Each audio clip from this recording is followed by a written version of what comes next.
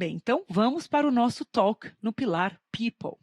E para falar sobre lifelong learning, como trazer diferenciais competitivos para a sua equipe e para o seu negócio, convido ao nosso palco virtual o Rafael Souto. Olá, Rafael, como vai? Olá, muito Bom bem. dia, seja muito Bom dia. bem-vindo. Deixa eu falar um pouquinho sobre você antes de você começar, pode ser? Claro, combinado. Então vamos lá, Rafael Souto é fundador e CEO da Produtive Carreira e Conexões com o Mercado. Rafael já treinou mais de 6.000 líderes e milhares de colaboradores no programa Diálogos de Carreira. É referência nacional no tema carreira, atuando como colunista dos veículos Valor Econômico, Você SA e Você RH. Souto é também membro do Conselho da AmCham e um grande parceiro da nossa casa. Seja muito bem-vindo novamente, Rafael.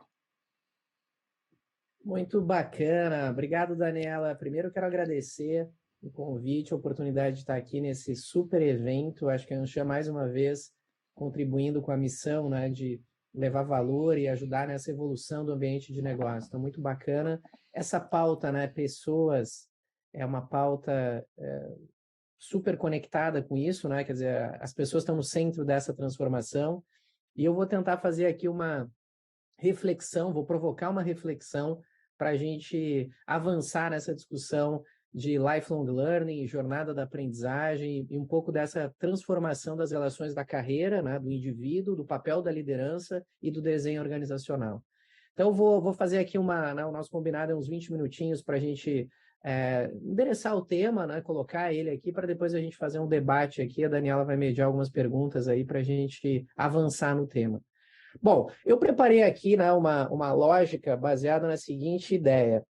Discutir 4 aspectos rapidamente. O cenário, o que está acontecendo no mercado? A gente está falando de transformação, o Blanchard Talks tem esse papel, né, de provocar uma discussão sobre o que está acontecendo no ambiente empresarial, e eu quero conectar isso com a agenda pessoas, então um pouquinho do cenário. Um olhar para o indivíduo, porque quando a gente fala de lifelong learning, aprendizagem, nós estamos falando da nossa jornada como membros de uma organização, como empreendedores, como agentes, né, de transformação. O terceiro ponto, o líder. Quer dizer, qual é o papel dessa liderança do ponto de vista do desenvolvimento, do apoio às pessoas? O que é? A Daniela comentou um pouquinho do que a gente vem trabalhando com o que eu chamo de diálogos de carreira, mas o que é isso de uma maneira prática, né, e aplicável para quem é gestor? E, por fim, discutir um pouquinho do futuro das organizações nessa temática da aprendizagem e do desenvolvimento. Eu acho que o grande outcome que eu gostaria de deixar é que de cada um desses 4 pontos aqui conseguisse extrair, né, fizesse um summarize, assim, né, aquela história de resumir algum ponto aplicável para a sua jornada no dia a dia como líder, como profissional, nesse mundo, né, de transformação tão rápida. Então, vou navegar nesses 4 blocos aqui para a gente depois debater. Então, vamos lá. Primeiro, o cenário. O que está acontecendo no mundo do trabalho? Eu sempre começo as minhas apresentações, quando a gente fala de transformação, carreira, empreendedorismo e tal, olhando um pouco esse contexto. Eu gosto de olhar ele falando um pouquinho de eras do trabalho. Quando a gente percebe as relações do indivíduo com o trabalho, no início nós tínhamos o que a gente chama de era do emprego. Foi um longo ciclo, desde o início do século XX até o final dele, que o jogo era, você entra numa empresa e a empresa conduz a sua carreira. Ela faz com que a sua carreira ande, tem lá o plano de carreira, você recebe as informações, a aprendizagem era dada pela organização, você não tinha o desenvolvimento baseado na aprendizagem que a gente fala hoje, né, de protagonismo, o indivíduo fazendo a sua jornada. A organização dava. Os negócios tinham muito mais previsibilidade, então você tinha estruturas longas, estruturas muito, né, 18, 20 níveis para a pessoa ficar fluindo, e a carreira era gerida pela organização. Do ponto de vista da liderança, era muito comando e controle, você determina o futuro das pessoas, elas vão caminhando lá dentro conforme a estrutura da organização. Nos anos 90, isso começou a mudar. A gente chama de era da empregabilidade. Opa, eu não tenho mais tanta previsibilidade, a tal reengenharia, muitos aqui não eram nem nascidos nos anos 90, hein? Mas quem já trabalhava nos anos 90 talvez lembre a expressão reengenharia. As reengenharias dos anos 90, o que foram? Você não tem mais previsibilidade das estruturas porque você está mudando todo o tempo para competir.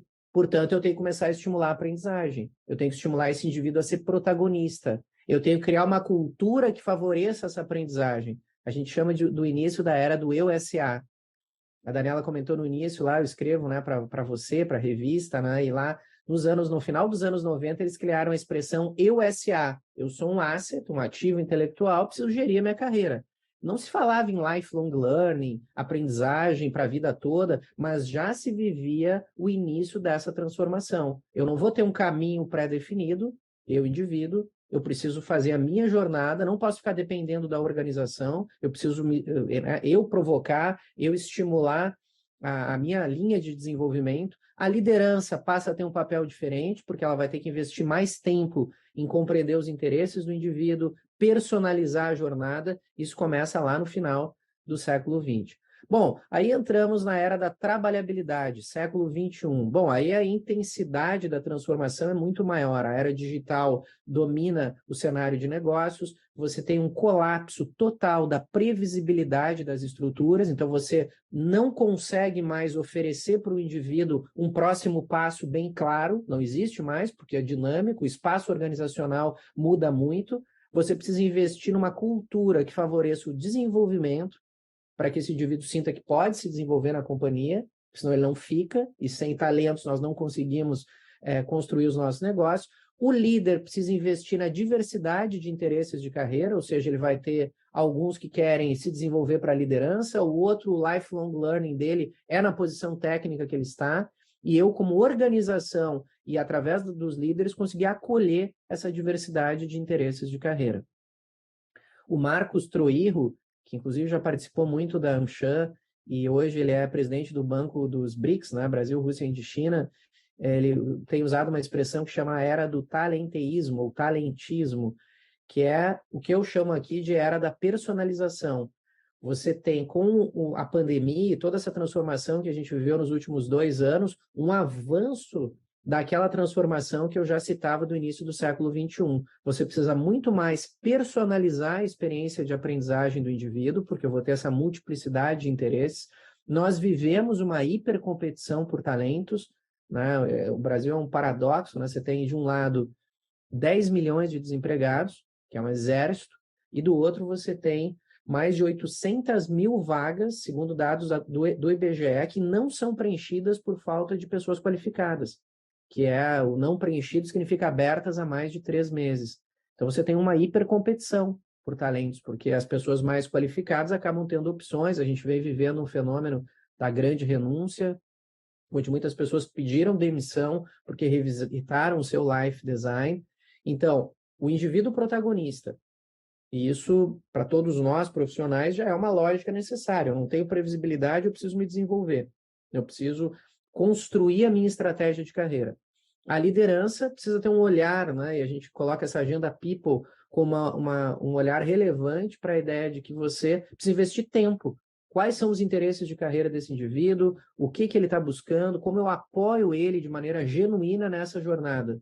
E a organização precisa revisitar os seus processos.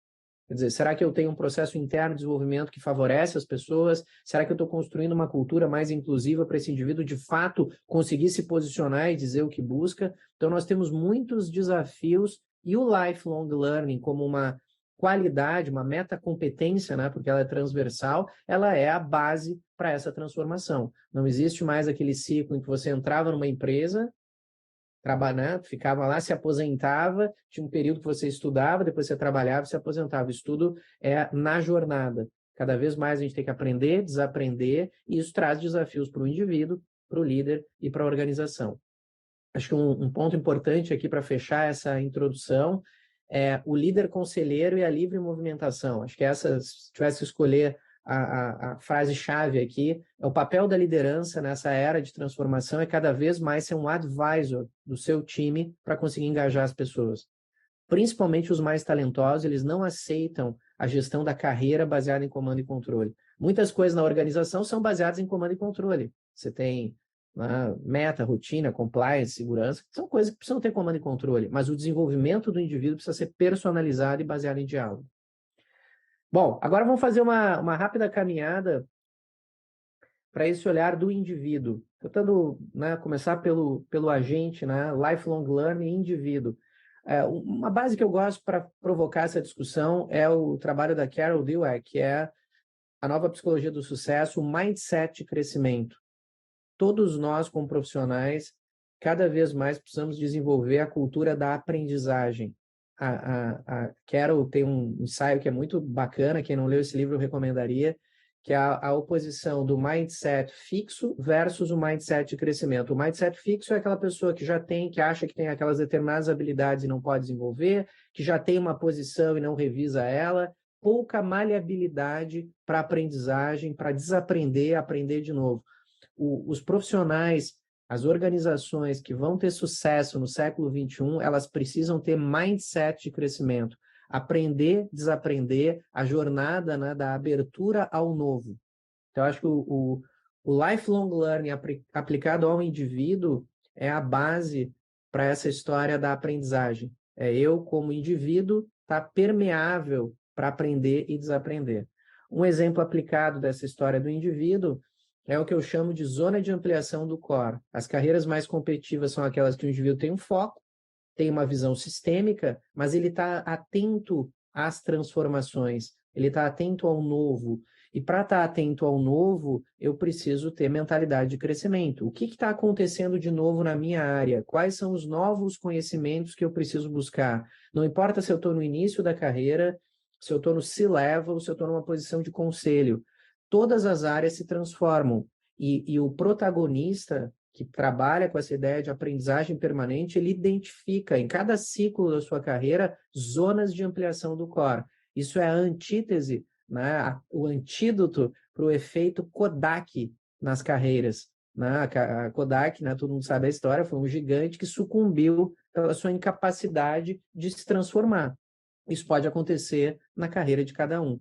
Então, identificar gaps de oportunidade significa estar atento aos gaps de transformação. É o contador, que no passado era o guarda-livros e que evoluiu para controladoria, para planejamento. É o profissional digital antigo que migrou para o marketing digital. Ler gaps de oportunidade, identificar, né, trendings, é uma habilidade do protagonista e, para isso, precisa aprendizagem para a vida toda.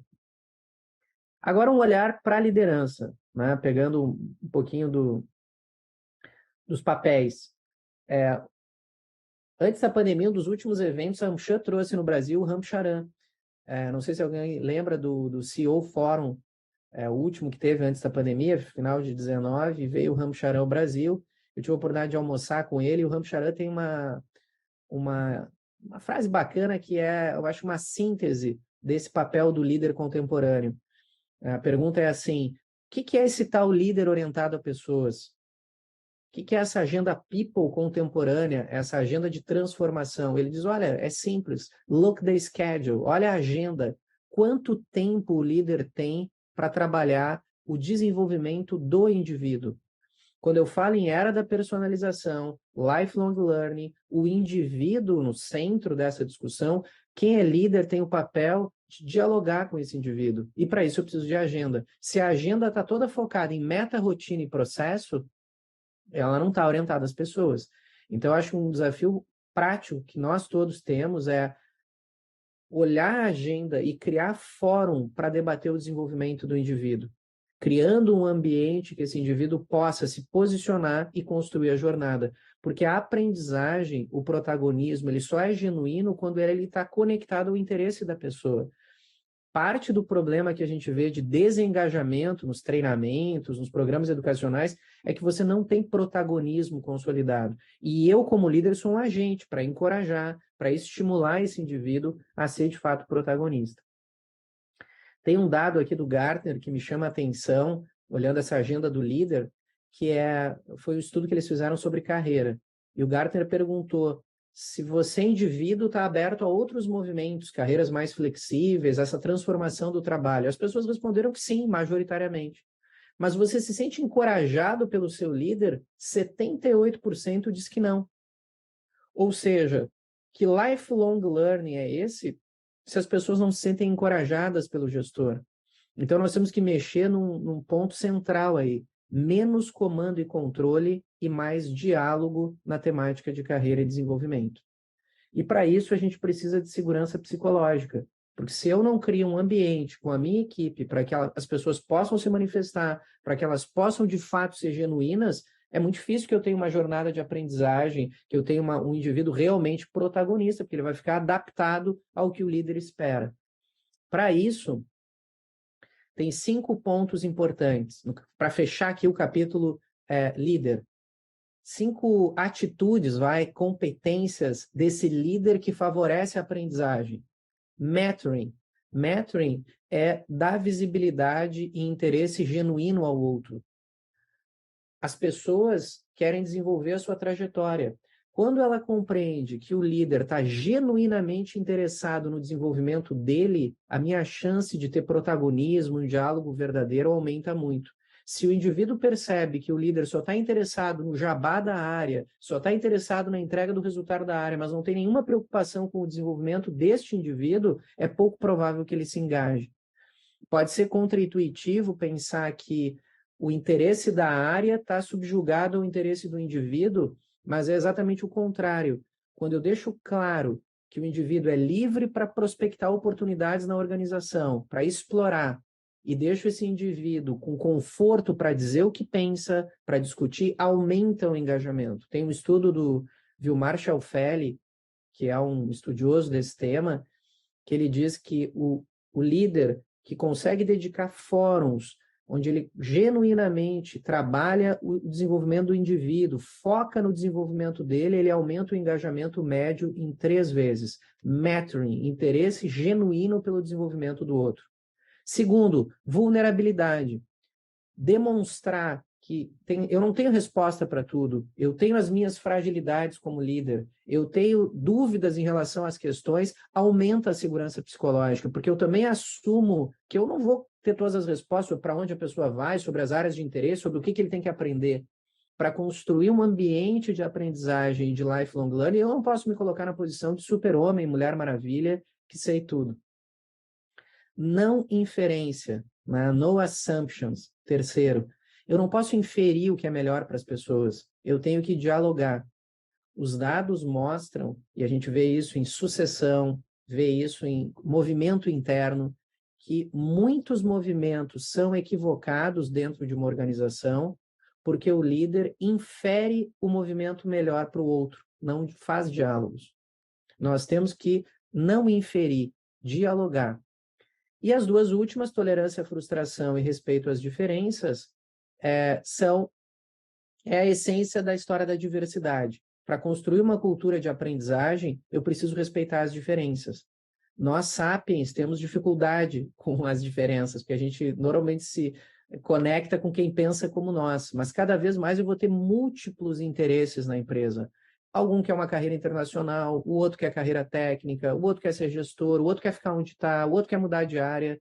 A capacidade que eu tenho como líder de respeitar as diferenças, tolerar inclusive as minhas frustrações, porque por mais que eu tenha interesse no desenvolvimento do outro, ele pode ter interesses distintos. Eu estimulo, eu encorajo o indivíduo para ter o seu protagonismo.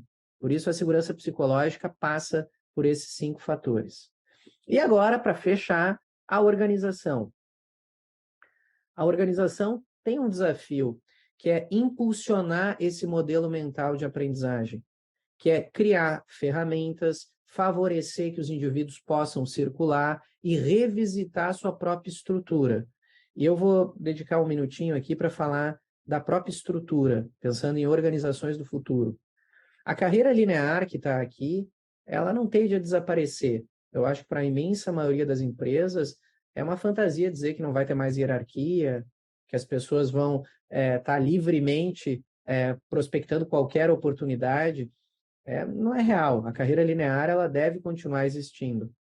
No entanto, essa carreira piramidal clássica, ela tem limitações.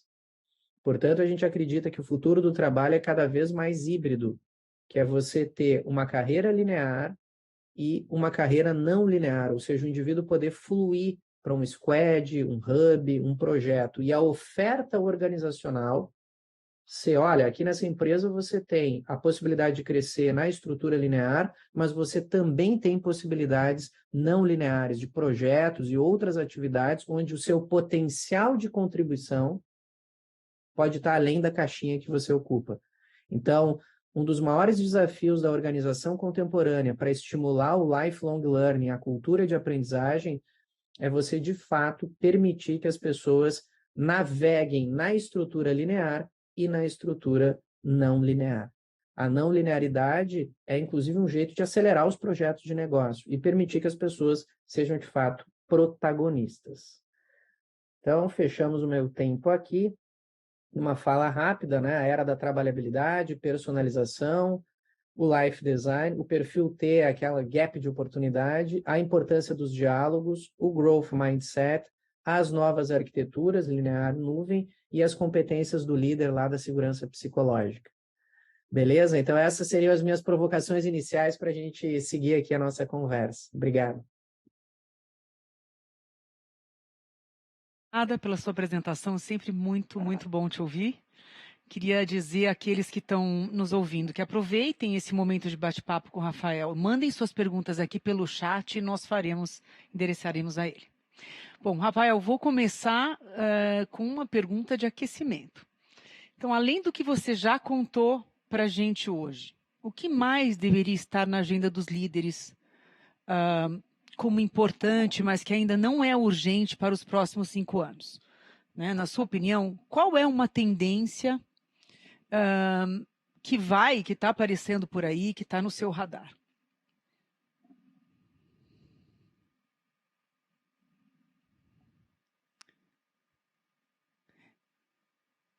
Tentar, né, essa coisa do pace setter, né? A gente poder setar para onde as coisas vão. Eu acho que o líder contemporâneo cada vez mais vai ter que investir tempo nessa agenda de personalização. Eu acho que é por aí que as coisas caminham. Eu ainda percebo, conversando com muitas empresas, que a gente tem uma tendência a ter sistemas mais fechados, né? Aquela coisa de one size fits all. E eu acho que esse modelo não está mais funcionando. A gente observa um fenômeno crescente, aí tem essas expressões, né, the Great Resignation, essa coisa da demissão silenciosa que apareceu aí nas últimas semanas, que são alertas de uma transformação no jeito que as pessoas se conectam com o trabalho. E os modelos que funcionaram durante muito tempo, que é você entra, tem uma oferta de longo prazo e fica na empresa, não funcionam mais. Então, nós precisamos olhar para como é que está a atratividade da minha organização.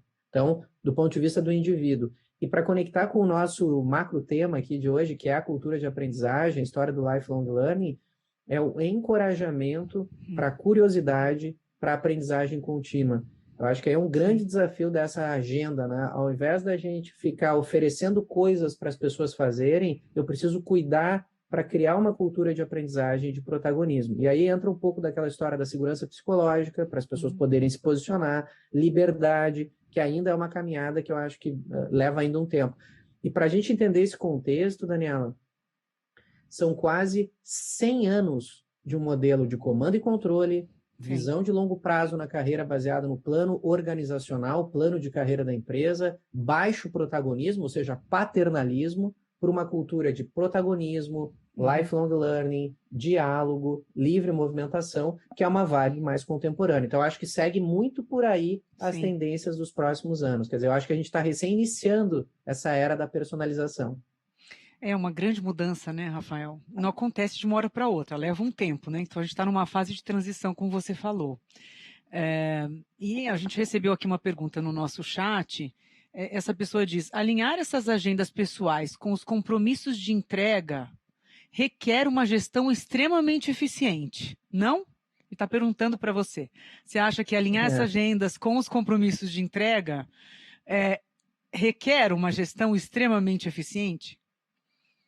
Eu acho que esse é inclusive no meu artigo que vai amanhã no Valor Econômico, eu falo um pouco sobre essa coisa da pressão do curto prazo. Ela é inevitável, ela está aí, todos nós temos uma agenda que é time consuming pelas rotinas, as metas, as entregas, mas eu acho que a gente precisa, se de fato a gente quer ter uma agenda people, eu preciso me planejar para ter momentos com esse indivíduo, para dar feedback, para escutar, para personalizar. Essa conversa que eu estou fazendo aqui, ela não é nova, né?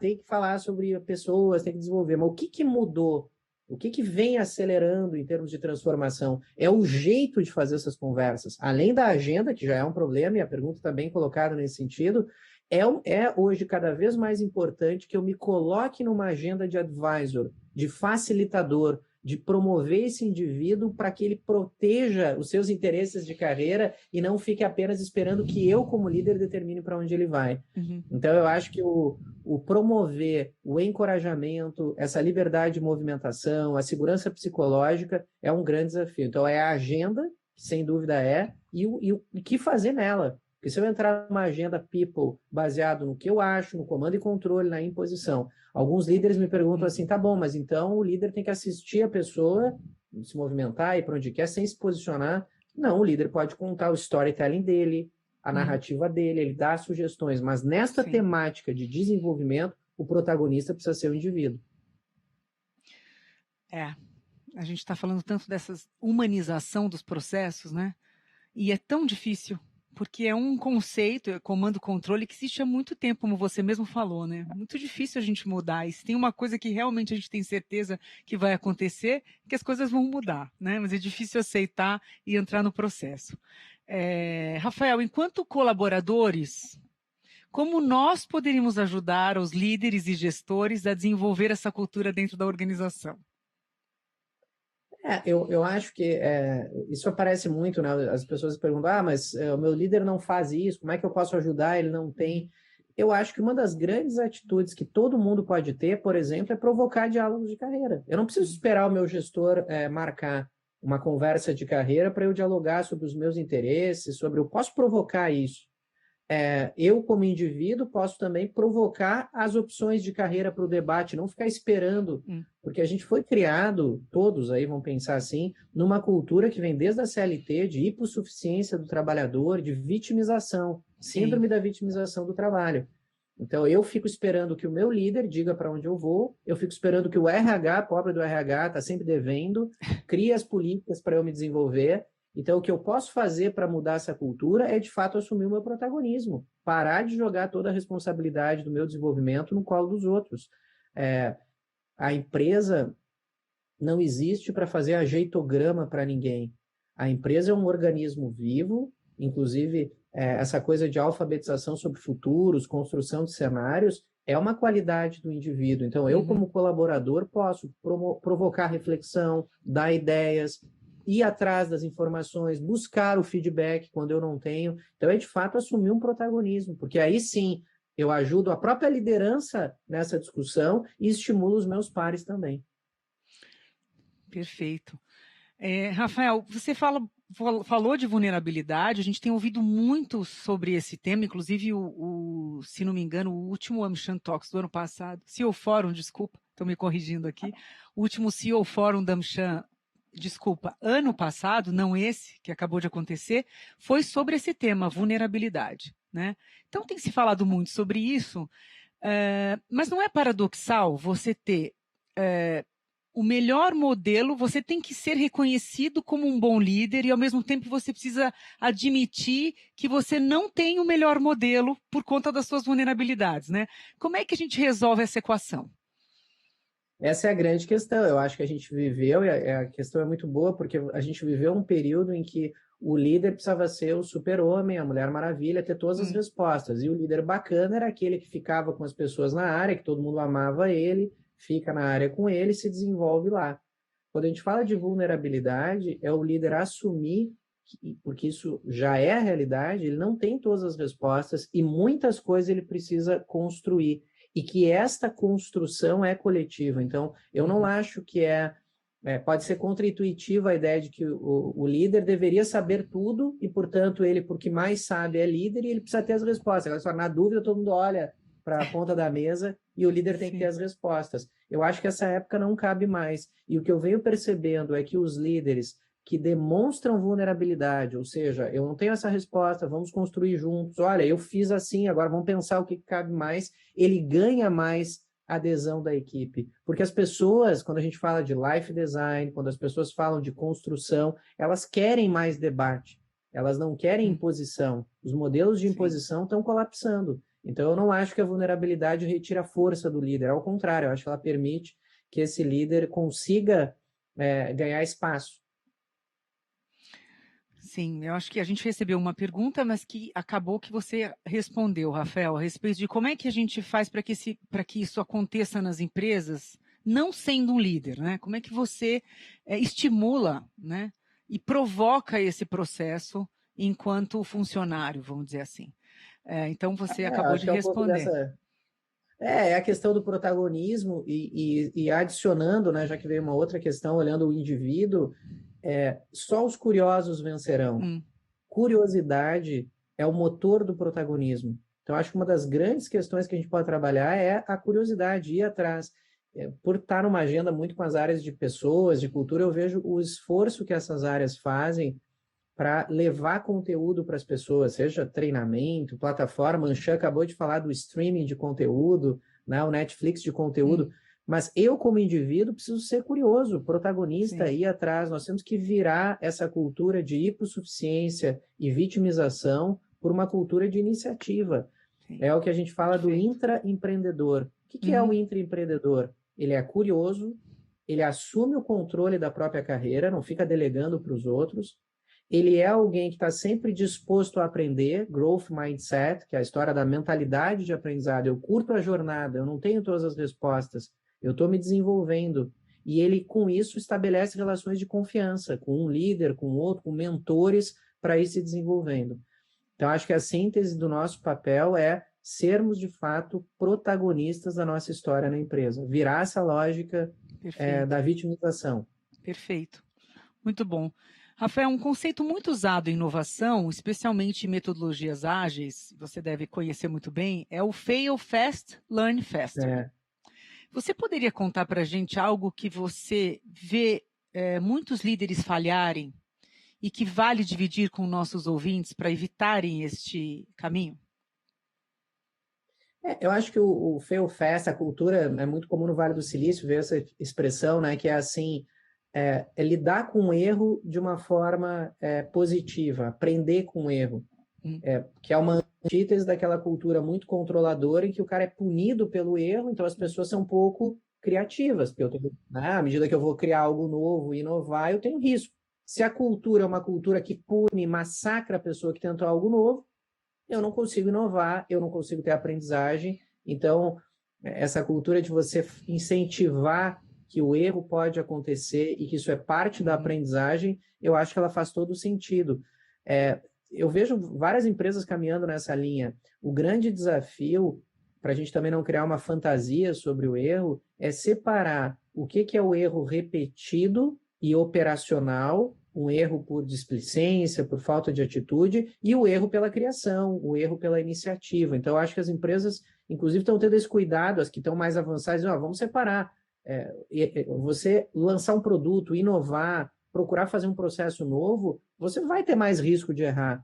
Enquanto tem situações que você tem erros operacionais repetidos e que aí você precisa tomar atitudes diferentes. Então, eu vejo que tem uma caminhada para talvez balancear um pouco essa cultura que, se a gente olha genericamente, ela não é palatável. Mas então eu vou admitir que tudo aqui pode dar errado. Não, eu vou saber separar o tipo de erro para poder estimular a aprendizagem e a inovação. Porque se não tiver uma cultura que permita tolerância, né, ao risco e ao erro, você não tem inovação. Então, acho que o caminho é você posicionar o tipo de tolerância que você tem. E aí vem a história da segurança psicológica. Porque se você não tem um ambiente para as pessoas estarem livres para se expressarem, para usar, você não tem segurança psicológica e, portanto, você não vai ter inovação. Né? A inovação, a cultura de aprendizagem, o lifelong learning, os diálogos de carreira pressupõem segurança psicológica. Talvez, junto com a vulnerabilidade, ali é um dos grandes temas para a gente debater. Sim, sem dúvida. Se você não se sente seguro, né, para se colocar, de fato. Rafael, como lidar quando a empresa não tem condições de atender os anseios de seus colaboradores? Como o líder pode ser transparente sem frustrar as expectativas da equipe e desmotivá-los? Eu acho que a primeira transparência do líder é explicar para a pessoa que a carreira depende de 4 fatores. Então, vamos imaginar que a Daniela está no meu time e eu vou conversar sobre as expectativas dela. Eu tenho que didaticamente explicar. Olha, Daniela, tem 4 coisas que a gente tem que olhar. Primeiro, performance. Para você crescer, para se desenvolver, você precisa ter performance, que é ok como você entrega. Coloco 1. Vamos discutir isso, dar feedback, acompanhar a performance. Segundo, os seus interesses de carreira. Nós vamos conversar para saber o que você imagina, onde você vai desenvolver, as suas áreas de interesse. Terceiro, nós vamos olhar o potencial, que hoje a gente olha muito para a coisa da aprendizagem, né? O potencial está ligado à capacidade de aprendizagem do indivíduo. E o quarto, o espaço organizacional. Tem que existir o espaço organizacional. Então, à medida que eu sou didático, converso sobre os aspectos e, por exemplo, não tem a posição que a pessoa gostaria, neste mesmo debate nós temos que reavaliar a estratégia, porque eu não sou responsável para ficar como líder gerando vagas para as pessoas. Então, se não tem a posição, opa, fulano, vamos discutir novamente aqui, pensar um novo caminho, vamos ver um projeto, um movimento lateral, ou vamos olhar que aspecto da performance você não está conseguindo entregar, que estão levando a frustrações. Então, o diálogo e a clareza de como se processa o desenvolvimento é que faz com que essas frustrações sejam reduzidas. Do contrário, jogar responsabilidade para a área de RH, ou achar que prometendo cargo e salário eu vou estar desenvolvendo as pessoas, eu fico sempre com risco de frustração. Então, acho que primeiro, esclarecer como o jogo funciona. E segundo, investir nessa personalização. Vamos olhar a carreira da Daniela, vamos discutir e vamos olhar quais são as estratégias de desenvolvimento para ela chegar onde ela diz que quer. E aí é mais fácil lidar com as frustrações. Sim. Claro que elas acontecem, porque o espaço organizacional, muitas vezes, ele é mais limitado do que a ambição das pessoas, mas se eu tenho fórum para debater, eu tenho menos risco de frustração. Muito bom. Acho que é por aí. Sim, sem dúvida. Rafael, a gente está indo para as considerações finais, é uma pena. Quando o papo é bom, né? Acaba rápido. Então, eu acho importante falar sobre isso, né? Porque a gente sempre fala que das dores da segunda-feira, né? A pessoa assiste os nossos... ouve os nossos conteúdos, são tão valiosos, né? Aí chega na segunda-feira na empresa, a pessoa tem que implementar aquilo que ela aprendeu. Então, para a gente não ter aquela famosa dor da segunda-feira, o que você sugere como uma ação que pode ser feita a partir de hoje, mesmo com pouco orçamento, para aplicar um pouco dessa metodologia que você tão brilhantemente tem sugerido? Então, Daniela, eu acho assim, né? Primeiro, eu acho que tem a segunda-feira também tem um pouco, que é uma coisa que me preocupa, que é o mito do trabalho perfeito. Eu acho que a gente tem que se conectar, e tem um conceito que eu gosto que chama job crafting, a arte de customizar o trabalho. Eu, como protagonista, e falando do indivíduo, né? O que eu posso implementar é o sentido deste trabalho que eu faço para a minha estratégia de carreira. Até para eu tolerar algumas segundas-feiras que talvez não sejam as ideais, mas eu tenho uma meta maior da minha carreira, eu sei para onde eu estou indo, e isso é um caminho, inclusive para lidar com as frustrações do dia a dia, porque eu acho que a gente vem idealizando demais o trabalho, criando uma projeção de que o trabalho é sempre num puff colorido e a pessoa com um coelho no colo e um tobogã laranja no meio do escritório e aí o RU tá todo mundo feliz. A construção da carreira é uma dinâmica nem sempre perfeita de alegrias, frustrações, mas o que me conecta, da onde eu tiro energia para tal segunda-feira, é entender que isso que eu estou fazendo está a serviço da minha estratégia de carreira, e ela é minha, seja crescer para uma posição maior, me envolver com determinado projeto, e não me conectar nas micro-rotinas, que muitas vezes são frustrantes. Como líder, o que aplicar hoje é o Look the Schedule, do brilhante Ramcharan. Dedique mais tempo para compreender esse indivíduo, porque inclusive você tira um peso terrível das costas, que é você ter que saber o que é melhor para os outros. Você tem que ficar com a responsabilidade de construir a carreira de alguém, porque isso simplesmente não funciona. E como organização, para fechar o terceiro ponto, revisitar o modelo estrutural. Quando eu falei lá da carreira em nuvem, das novas estruturas, carreira não linear, eu acho que a gente tem ainda estruturas muito piramidais que subutilizam o potencial das pessoas. Em ambientes mais criativos, para favorecer inovação, fluidez, a gente tem que redefinir esse mapa de possibilidades. E eu acho que o jeito bem objetivo para fazer isso é organizar sistemas mais fluidos. E para quem acha que isso é coisa de empresa de tecnologia e só, né, para o Netflix, para o Spotify, empresas bem tradicionais, como a Companhia Brasileira de Alumínio, a CBA, o ArcelorMittal, várias empresas vêm trabalhando na construção de modelos mais flexíveis de carreira. Então, fica também um alerta para nós que somos gestores, também flexibilizarmos os nossos modelos. Então, indivíduo protagonista, sem mito do trabalho perfeito, líder que faz diálogos e empresas revisando o seu design organizacional. Rafael, muito bom. Queria te agradecer em nome da Michan. Você, como sempre, grande parceiro da nossa casa. Muito bom te ouvir. E espero poder vê-lo em breve em algum outro evento da Michan. Um ótimo dia para você. Obrigado, Daniela. Obrigado a todos. Bom dia.